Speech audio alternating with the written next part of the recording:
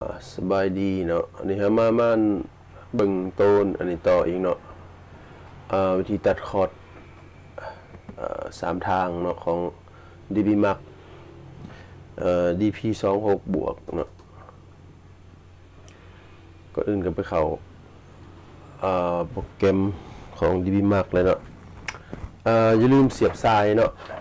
เสียบสายคันบ่เสียบสายก็มันสิบ่เห็นกันเนาะ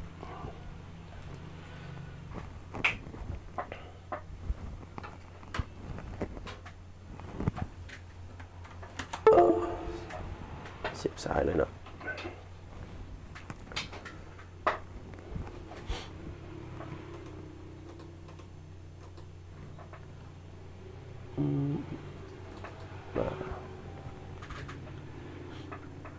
คอนเนคเลย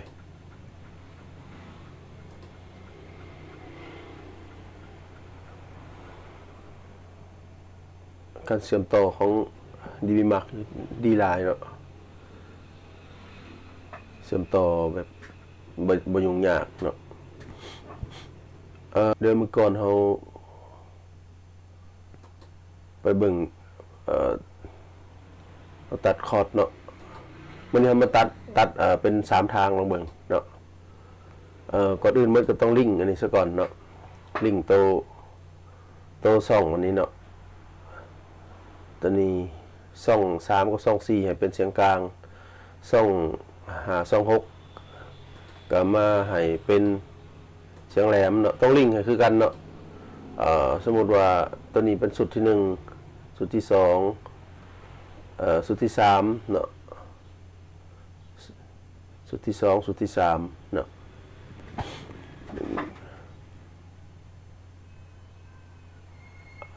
นี่เขาขาม2เลยมาเป็นที่3นะครับมันจะไม่ได้งงเนาะเอามาตั้งว่านี่เป็นสุดที่2ตัวนี้เป็นสุดที่3เนาะลิงก์กันสิดอกนี่เนาะมันมีอย่างไรลิงก์ให้ลิงก์ให้ทุกอย่างข้อมูลทุกอย่างที่เขาปรับในช่อง3 2 4นี้เนาะมันคือกันเวลาเขาปรับเนาะแล้วก็ช่อง5 ช่อง6ก็คือกันเนาะเขาลิงก์แล้วเนาะเขาจะบ่ได้ปรับมันหลายเทื่อเนาะฉะนั้นเขาไปเข้าตัวช่องที่3นี่เนาะ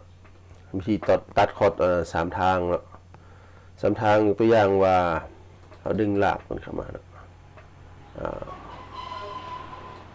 ความสั้นนี่คันเขาตัดเบื้องนี้48ก็ตัด48คัน24ก็ตัด24เนาะเบื้องตัวนั้นเนาะเบื้องของเสียงแหลมเนาะต่อกันนะบัดนี้เนาะสัญญาณมันต่อกันบนเด็กเมาส์ใส่นี่เนาะประมาณนี้เนาะเอาเป็นวิธีแนวทางเนาะกันไปเคยใช้คอร์ดดิจิตอลอาจจะพอเข้าใจเนี่ยจักหน่อยเนาะคันว่าตัวใดบ่เข้าใจเนาะให้โทรมาถามเนาะ9996691เบอร์ WhatsApp เนาะ02099966691เนาะเฮาสิแนะนำให้อันนี้เฮาเฮ็ดเป็นวิธีเนาะเขาสิเฮ็ดเป็นแบบใต้โต๊ะเราก็สิบ่ได้เพราะว่าตู้แต่ละคนมันก็บ่คือกันเนาะเครื่องเสียงแต่ละเจ้าก็บ่คือกันอันนี้เป็นเสียงกลางเนาะอันนี้เฮาไปตัดเป็นเสียงแหลมเมื่อกี้นี่เสียงกลางเขาตัดไปหอดใส่หอด500เสียงแหลมเขาก็มา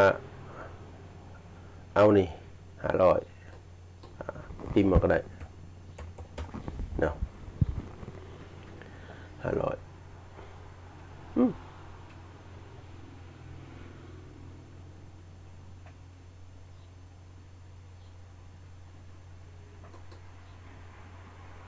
เนาะอาจจะเป็นอย่างสี่แหละเนาะความสั้นสามารถกำหนดได้เนาะนี่เนาะอันนี้เบสกลางแหลมเนาะ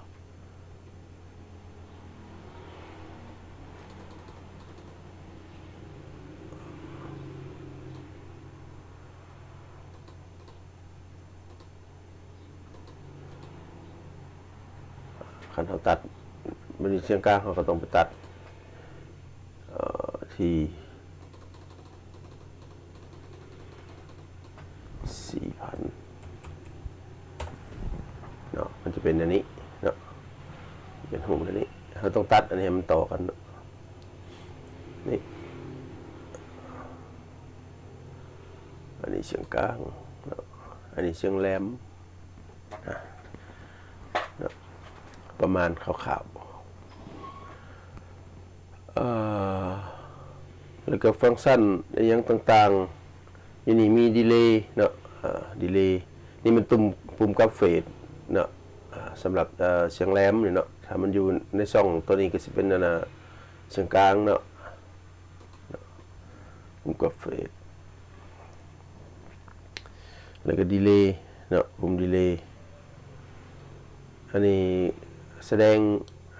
หน้าตาของ Parametric EQ นี้เนาะคันเขาจะแฟดก็กดนี่แล้วเนาะนี่เนาะถือเขาบริใช้เนาะแฟดเบิดเนาะคันเขาใส่ EQ กดนี้เนาะใส่หรือว่าใส่อยู่นี้เนาะเวลาเขาอยากใส่ก็กดเอาเนาะแล้วแฟดตัวนี้ก็สิบโซขึ้นมาเนาะนี่มันหน้าต่างของParametric EQ อยู่เทิงๆนี่ก็สิมีlow shell high shell เนาะแล้วก็มีเบิ่งรวมทั้งหมด1 2 3 4 5 2 4 5 แต่ว่าพวกเขาใส่ส่วนหลายก็สิประมาณนี้นะเนาะพารามิเตอร์เนาะ อันนี้เป็นรูปแบบ2 4เนาะหาฟังก์ชันเนาะวิธีต้นเขาจะกำหนดเขาจะให้มาตามมันนี่เนาะแล้วก็มันจะมีความที่สามารถเขียนเฉลยก็ได้เนาะความกว้างความแคบหรือเขาสิไปอันนั้นอยู่นี่ก็ได้เนาะนี่เนาะความกว้างความแคบนี่เนาะอยู่ถึงนี่เนาะสามารถเอาคีย์เอาได้เลยเนาะนี่เนาะอันนี้เป็นความกว้างความแคบ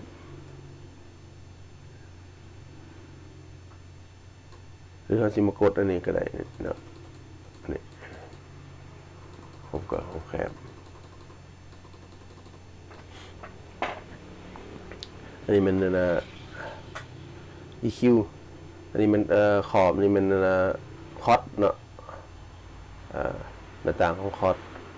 แล้วก็เกณฑ์ตัวนี้เป็นคอมเพรสเซอร์ลิมิเตอร์เนาะเป็นคอมเพรสเซอร์ลิมิเตอร์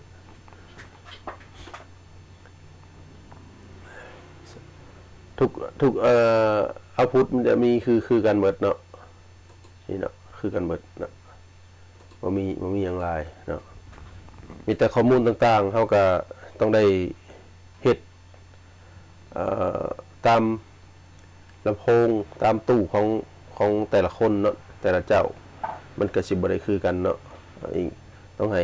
ผู้สำนักงานเป็นไปช่วยเนาะจูนให้เนาะจึงสามารถตัดได้แม่นยำเนาะอันนี้มันเขาเอาวิธีมานำเสนอแบบคร่าวๆพอใส่ได้เนาะพอใส่ได้แต่ว่าก็เป็นมันก็เป็นพื้นฐานอันหนึ่งเนาะเพื่อเอาไปต่อยอดเนาะหลังจากหันแล้วปุ๊บเนาะทั้งหมดเนาะคือเวลาเขาตั้งแล้วเขาก็จะมาเซฟคราวนี้เนาะเซฟเขาสิเซฟอะไรก็เซฟเนาะเขียนชื่ออันนี้คือเขาเซฟมาแล้ว3 ทางเนาะ3 ทางอันนี้เป็น2 ทางเนาะอันนี้เป็น3 ทางเขาก็เซฟเข้าไปไว้ในยูเซอร์ของเครื่องเนาะเวลาเขาอยากใส่เขาก็โหลดมาเนาะอันนี้เป็นวิธีการเซฟเนาะคืออย่างตัวอย่างเขาจะโหลดตัวนี้มาเนาะเขาก็ไปโหลดเนาะกดคำว่าโหลดตัวเขาเซฟไว้ตัวที่1นี่เนาะก็โหลดเนาะมันก็จะโหลดมาเนาะ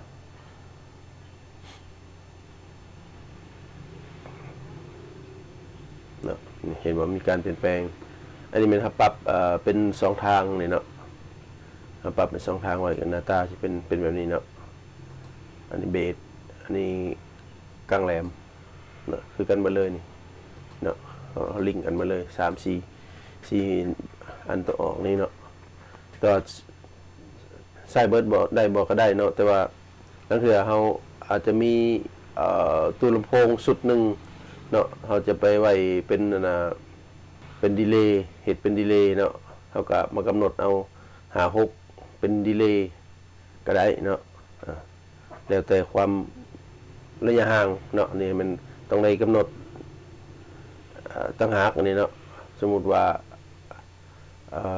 มันห่างจากเมตรเนาะแต่ตู้ทางหน้าเวทีหาตู้ตัวบนเฮาเฮ็ดอันนั้นดีเลย์นี้เนาะจากเมตรเนาะเฮาจึงไปเติมข้อมูลใส่เนาะกรอบข้อมูลใส่ในบน2ดีเลย์นี้เนาะอันนี้เป็นวิธีใส่ดีเลย์กับพูด